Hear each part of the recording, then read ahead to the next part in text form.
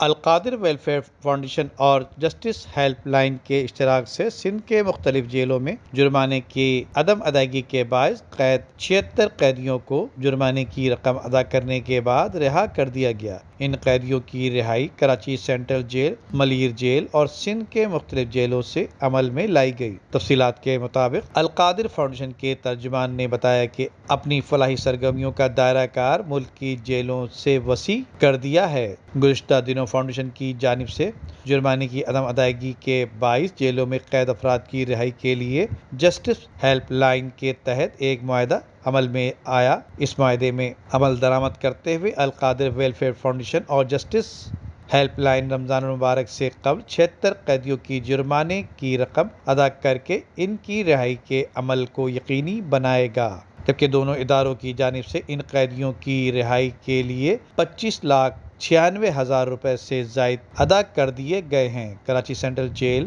سے قیدیوں کی رہائی کے موقع پر القادر فاؤنڈیشن کے جوائنٹ سیکرٹری عبدالصمد بڈھانی اور جسٹس ہیلپ لائن کے سربراہ ندیم شیخ بھی اس موقع پر موجود تھے۔ جسٹس ہیلپ لائن کے سربراہ ندیم شیخ کے علاوہ القادر فاؤنڈیشن کے چیئرمین غلام ہاشم نورانی، ڈاکٹر محمد رحیم اوان اور دیگر بھی اس موقع پر موجود تھے۔